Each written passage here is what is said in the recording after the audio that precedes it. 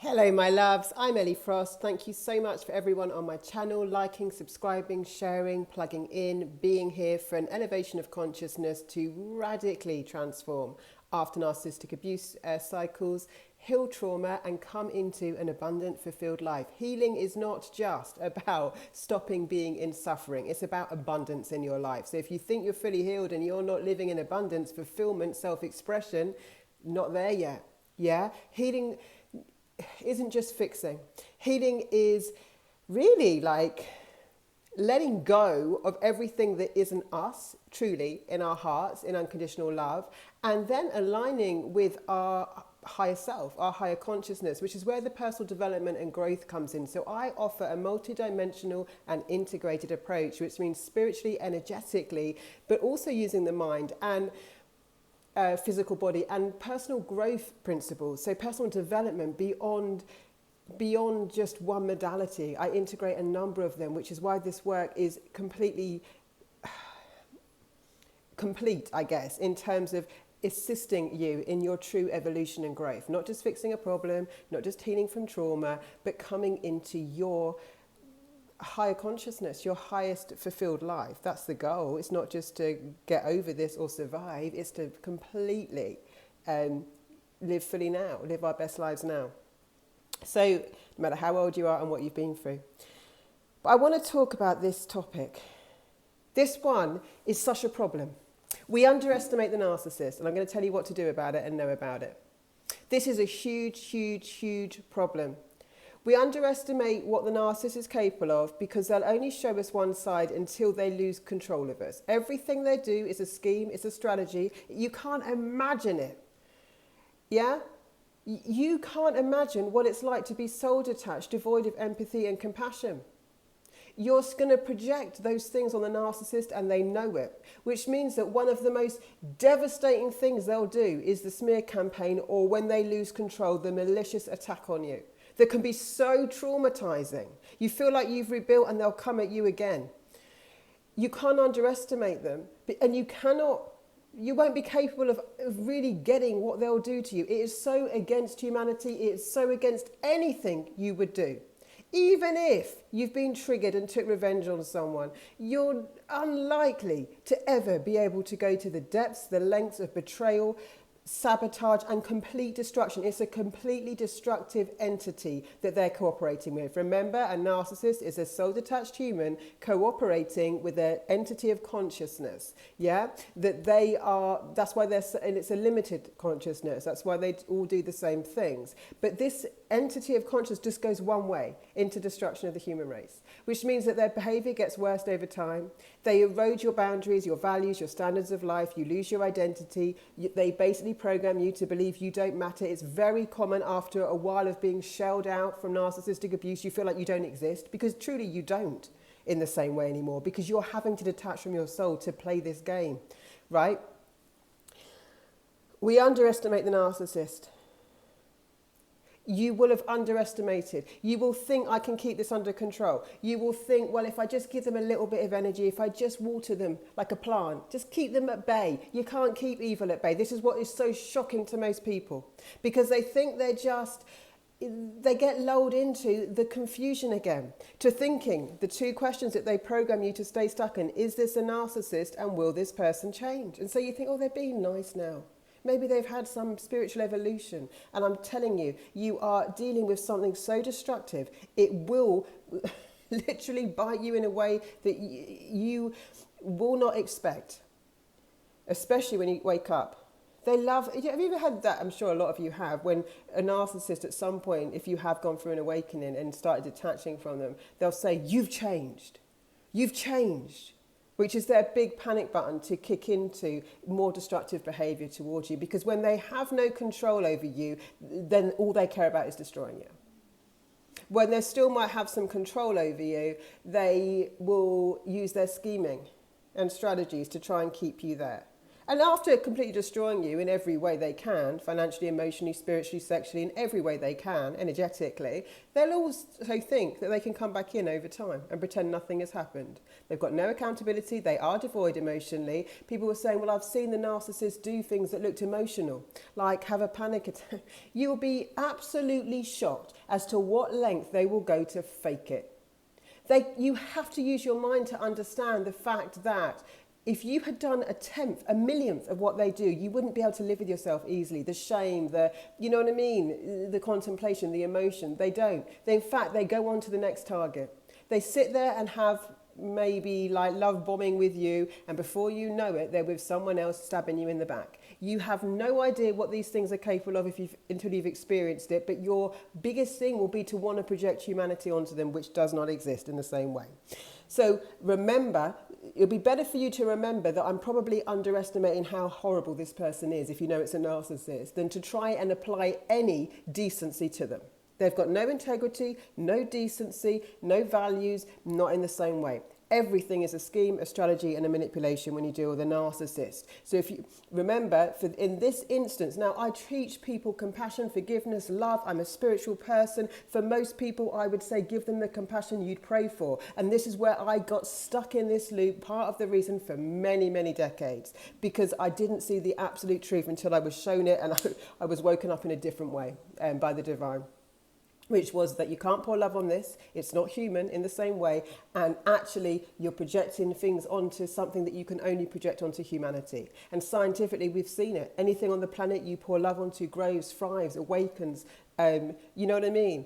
But narcissists won't. In fact, they become more destructive the more attention and energy they get from you. They are energy siphons, right? So what to do about this? One, you've got to know the truth. Two is you have to bear in mind that you will not be able to out evil. The way to win is not to play or limit as much as you can. And whatever you think you're ahead of in this game, you've got to understand I'm going to underestimate them by my nature. My nature is going to make me underestimate the terrible things they're capable of. So instead of trying to work out what they'll do next, because you'll never go there, you've just got to work through coming back into your authentic power and truth. Right? And your sovereignty. Sovereign is the only way. Sovereignty of self, which means you cannot be siphoned in the same way. You're not looking for anything from them, and you're standing your ground in the energy field that they can't siphon from. Sovereign is my program, but it's closed now for this round. Well, that's another thing. I will open some private one-on-ones this month if you want some extra support, but and I'll let you know when the next one opens. But sovereignty is the only way. Sovereign. I talk about what it means to be sovereign, go through the videos here. That's the only way. Sovereign of self. You cannot project what you think. So one of the tools I'm going to give you today is understand that your identity has been eroded, and so is your personal power. And as soon as you start claiming that back, you glitch the matrix, you take back your control, you take hold of yourself. That is the last thing they want you to do, because their entire scheme relies on you living in fear, living in apprehension of what they'll do next, living in confusion, right?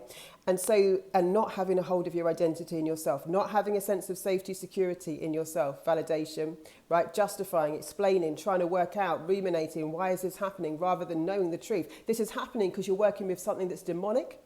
Right? It's got nothing to do with you at the deepest level. Yes, you've got childhood wounds. Yes, you've got codependency. Yes, you've got things to heal on this planet, but so have a lot of people, right? That does not make this a cause and effect. These are demons that target people, no matter who. I've talked on another video about this. You might think it's only weak people, whatever you view as weak, but we all get the right to live here. And I'm telling you, the strongest people on the planet get brought down by these demons. So whatever you're thinking, don't underestimate this demon.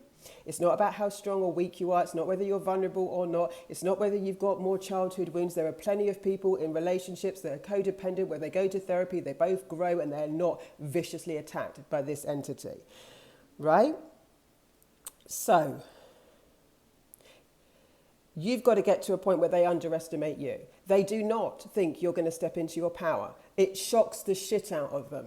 When you claim the divinity in you, God scares them. They talk as if they're above God, but actually when they see you come back from the unthinkable, I've done it so many times, they are shook. They are shook, right? Doesn't mean they won't try it again. Doesn't mean they're not going to come back in their ridiculous form. But at the same time, your sovereignty, yeah? they've got to underestimate you, and they underestimate you when you stop playing the old game. You're not reactive. See the video I made yesterday about you've got to create this pause, because trauma keeps you in a human reaction. Reacting to them. And when you react, that's the easiest way they can get your energy. Now, yeah, they've got to underestimate you. And that means your ability to heal, to come back into your sovereign self, to come back into your personal power, right? And that means keep hold of yourself. Hold of yourself. No siphoning of energy. No giving it away anymore. No needing to convince them anymore to be better. They can't be better. They are what they are, right? You don't need to change their perception of you. You've got to have a better relationship with yourself, right? And again, this is about self-focusing and self-partnering, which means that you have to stop allowing how you feel about yourself to be determined by the outside world. Your bank balance does not define you. What's happened to you does not define you. Look at the relationships you have with other people. Right? Often we go in different environments and it changes how we feel about ourselves. We've got to start cultivating a personal relationship and our true identity that does not get changed. I don't feel different about myself now, whether you like me or not. I love you and I can hold you in your highest, but at the same time, my identity will not change when people come at me anymore. And I wouldn't be able to do this work if I hadn't healed that, right? If I let you be the reason I feel loved or I feel attractive, then I've got some personal development work to do. Yeah? I've got to feel sexy no matter what, not because some man's paying me attention. Otherwise, I'm prey, right? Not just to a narcissist, but to something unhealthy. So our personal identity, right? And how we start self-partnering and feeling about ourselves in boundaries, in values and in standards and in integrity must start being in personal power, not circumstantial power. Circumstantial power is I'm only feeling good about myself when I've lost weight. I'm only feeling good about myself when you validate me. Personal power is I'm in integrity with the divine. I'm sovereign, right? I love it if you want to come and play and join me, but if you don't like me and I trigger you, then I have to respect and honor you. You're allowed your truth, I'm allowed my truth. Mine does not diminish or change because of you, and nor does yours need to appease me. Yeah? If you can say to a narcissist, I don't see it that way, you can think how you want, then you're free. They want you to care so much and start being warped. But what if you're sovereign? It just looks like this. When people say to me, I don't think you should be doing this in your business because I don't see how that will work. I say, that's an interesting idea. I'm not denying your reality. I don't need you to encompass mine. So when we come into sovereignty, when we come into our personal power, it's not circumstantial. I'm worthy. Right? I'm worthy if I'm poor and I'm worthy if I'm rich. All I'm doing in that situation is adding money. It means nothing about me. It's a beautiful thing. I've taught people for years and it means nothing. That person was mean to me and it means nothing. Some of what they're teaching you in the psychology industry is to fix yourself so hard to fit in with this world rather than come into yourself and understand what you were here to bring us. You're a gift on this planet, right? What you bring in your authenticity is beautiful and it doesn't need to be at the expense or diminishment of any other person, right? When we hold it strong and we let everyone else do the same. Now, we do get to choose who we let into our lives, but we're not here to change and fix everyone, and we're not on the planet to be changing and fixing ourselves. We're here to understand ourselves, love ourselves, self-partner, and self-express, self-actualize, right? And it starts with, I don't change my opinion of me around you, and I start becoming super aware when I'm noticing that I'm around certain people because they make me feel a certain way that I'm not able to cultivate in myself. This is the self-sourcing part I teach in Sovereign, which is about I have to be a source of myself, of validation, love, support, survival, all of it, right? And that's my work. That's a job between me and me. That's the personal development work. That's growth. So if I know that I'm hooked on these people because they make me feel safe, or they make me feel loved, or they make me feel pretty, then I've got some personal development work to do on me, right? Which is just about what bullshit lies have I told myself that no longer are serving me, that I get to change and let go of and detach from now and shift through, right? Because it's not the truth. It's not how God sees you. God sees you. You know, like when you see a newborn baby and everyone's like, oh my gosh. And the baby shits or walks and everything. And it was like, it's the first crap. You know, that's how God sees you. He doesn't see you as this flawed thing that needs fixing. He sees you as something he gets to experience life through, like this magical thing on the planet that every time you eat an ice cream and it feels good to you and you have your favorite flavor, it's like amazing to the whole of creation. Like you look at a newborn child, but we've got to remember that's how we've got to see ourselves, right? And how you see yourself, how anyone else sees you has got nothing to do with you. They've got their own projections, perceptions, history, ideas that they're they're seeing you through. Needing them to understand you won't make sense. They'll never understand you fully. You've got to start with you. And then they get to share parts of you that they can correlate with, they can, you know, accept and love and be around, and the bits they can't understand, that's not your job to convince them. Let's start with you. So I hope this video inspired you. Please keep commenting, please share, subscribe, like my channel. Let's get this message out. Lots of love, guys. I'll speak to you soon.